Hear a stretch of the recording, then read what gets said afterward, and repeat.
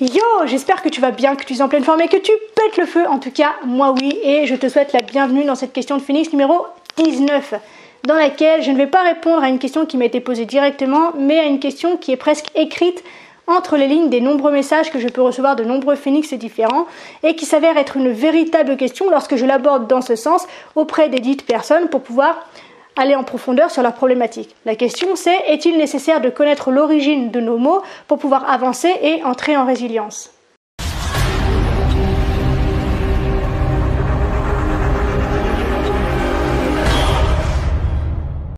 Alors, ma réponse à cette question va être extrêmement simple, efficace et directe, c'est non. Il n'est pas nécessaire de connaître l'origine d'une douleur, d'une problématique, d'un trauma pour pouvoir avancer, pour pouvoir engager un changement et pour pouvoir passer à l'action dans le but de changer de vie et d'améliorer la situation globale.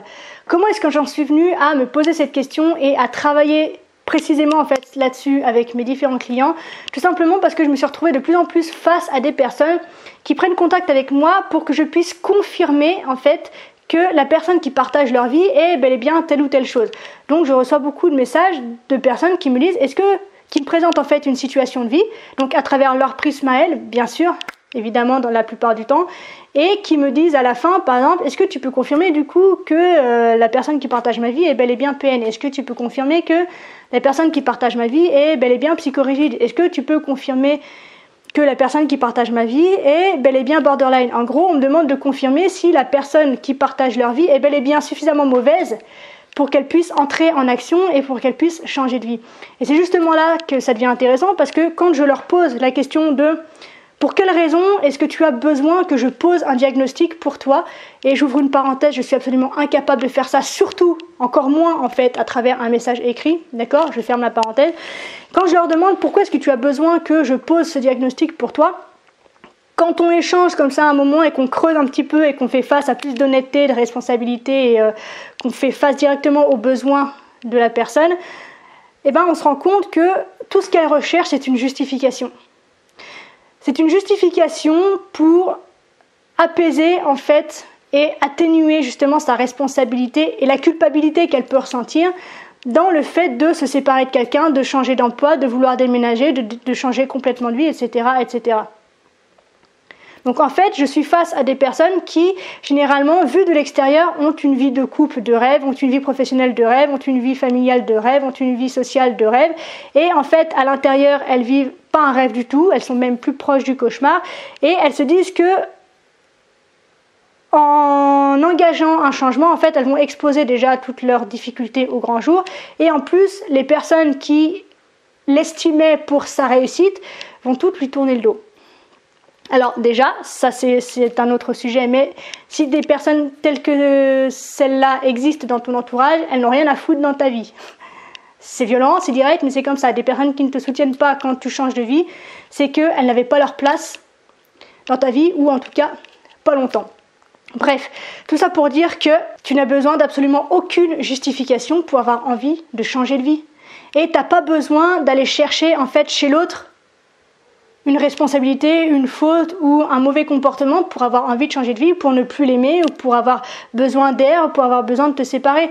La seule chose que je peux te conseiller de faire et qui concerne l'autre, en fait, c'est d'en parler avec cette personne-là. Parce que peut-être qu'ensemble, vous pouvez trouver des solutions pour pouvoir améliorer la situation.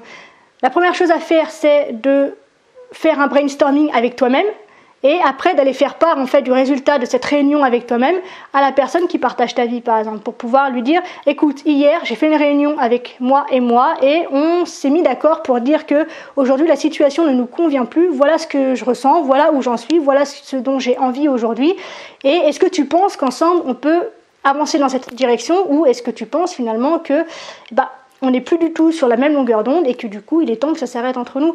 Mais t'as pas besoin en fait d'aller coller une étiquette sur le front de la personne en face de toi pour pouvoir justifier que tu as besoin de changer de vie. Assume en fait d'avoir besoin de changer de vie. C'est ok d'avoir envie de changer de vie. C'est ok d'un seul coup de ne plus aimer la personne comme tu l'aimais auparavant. C'est ok d'avoir besoin d'air. C'est ok d'avoir besoin de changement. C'est ok d'avoir besoin d'espace. Tu peux même essayer peut-être de proposer justement une période où vous vous séparez, vous vivez les choses chacun de votre côté et puis vous vous retrouvez, vous vous donnez une date limite, vous vous dites bon ben voilà, dans un mois on se retrouve, on voit où on en est chacun de notre côté, et si finalement vous arrivez à vous rabibocher et puis à trouver un chemin commun sur lequel avancer encore un peu ensemble, et ben vous l'empruntez. Et si vous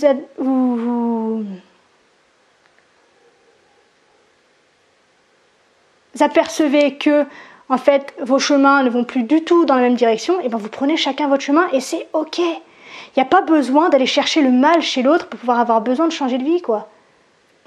Il n'y a pas d'autorisation à obtenir de qui que ce soit pour pouvoir changer de vie. La seule autorisation que tu dois obtenir, c'est la tienne.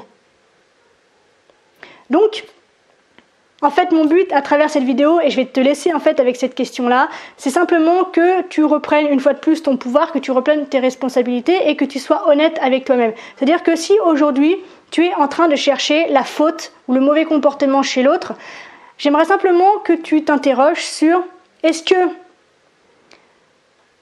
j'ai véritablement quelqu'un en face de moi dont le comportement est absolument inadmissible et il est absolument urgent que je me mette en sécurité et que je m'extirpe de cette situation? Ou est-ce qu'en fait je suis dans une situation où effectivement j'en peux plus? Est-ce que je suis dans une situation dans laquelle effectivement j'étouffe? Mais est-ce que finalement je suis face à un besoin de justifier mon envie de m'en aller à travers un mauvais comportement potentiel de l'autre? Est-ce que finalement ce n'est pas juste moi qui suis en train de changer, qui suis en train d'évoluer, qui suis en train d'apprendre autre chose, qui suis en train de découvrir une autre partie de moi, qui suis en train de découvrir peut-être une autre partie de la vie, que j'ai envie d'expérimenter, et du coup la relation dans laquelle je suis aujourd'hui n'est plus au niveau énergétique et vibratoire et de conscience finalement que celui que j'ai envie d'atteindre. Donc sois véritablement honnête sur la raison pour laquelle tu as besoin de poser un diagnostic sur l'état de ta relation aujourd'hui. Je te laisse avec ça. On se retrouve demain pour la question de Phoenix numéro 20. D'ici là, bien sûr, prends soin de toi, sois reconnaissant envers la vie et surtout n'oublie jamais que tu es la personne la plus importante de ta vie et que de ce fait, tu mérites ce qu'il y a de meilleur. Je te souhaite une magnifique journée, une extraordinaire semaine. Je te dis à bientôt, je t'aime. Ciao, ciao.